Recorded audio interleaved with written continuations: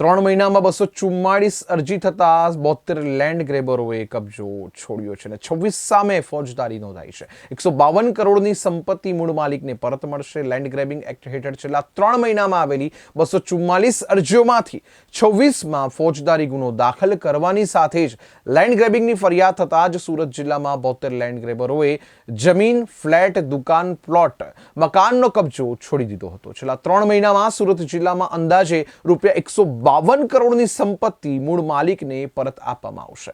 આ કાયદો અમલમાં આવ્યા બાદ અત્યાર સુધીમાં 132 પોલીસ ફરિયાદ અને આ ફરિયાદ થતા 114માં કબજો છોડી દીધો હતો. સૌ મીડિયાના મિત્રોને નમસ્કાર.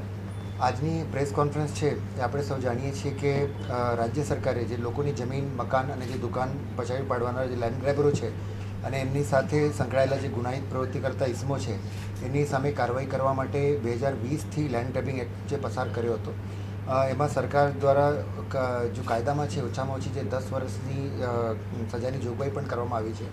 તદુપરાંત હાલ નામદાર ગુજરાત હાઈકોર્ટમાં જે દાખલ થયેલ SCA 2995 નો જે મે મહિનામાં જે ચુકાદો આવ્યો એના બાદ આ કાયદાની અસરકારતા પણ વધી છે અને એમાં અસામાજિક પ્રવૃત્તિઓ છે એના ઉપર રોક પણ લગી છે.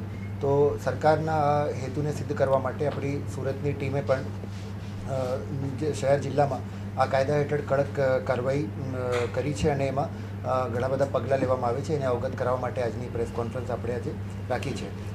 છેલ્લા 3 મહિનામાં આપણે લેન્ડ ગ્રેબિંગ એક્ટની સમિતિમાં જે છે 244 અરજીઓ આપણને મળી હતી. 3 બેઠકોમાં 250ની આસપાસની અરજીઓ છે એનું આપણે નિકાલ કર્યું છે અને એમાં કાયદેસરની કાર્યવાહી કરી કમિટી દ્વારા સુરત શહેરમાં 17 અને ગ્રામ્યમાં 9 અરજીઓમાં જે ગેરકાયદેસર કબજાદારો વિરુદ્ધ FIR દાખલ કરવામાં આવી છે. જ્યારે જે તે જમીન મિલકતોમાં ગેરકાયદેસર કબજા જમાવનારાને આ કાયદાનો ડર અને ગંભીરતા સમજાવતા જ્યારે દાખલ થઈ અને તપાસ આપણે હાથ ધરી ત્યારે સુરત સિટીમાં 23 અને ગ્રામ્યમાં 20 લોકોએ જે છે એ કબજો જે છે પાછો આપી દીધું છે અને 163 જેટલી અરજીઓ છે એ કાયદા સાથે સુસંગત ન હોવાથી આપણે દફતરે કરી છે.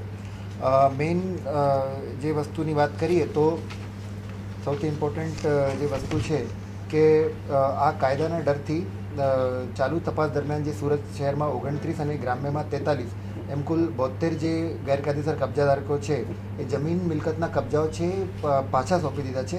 એ મિલકતોની કિંમત આશરે 120 કરોડ જેટલી થાય છે અને જે કિસ્સાઓમાં આપણે લેન્ડ ગ્રેબિંગ હેઠળ FIR દાખલ કરી છે એ 32 કરોડ જેટલી સંપત્તિ છે એ થાય છે. એટલે 152 કરોડની આસપાસની જે મિલકતો છે આપણે લોકોને પાછા અપાવવામાં સફળ રહ્યા છીએ.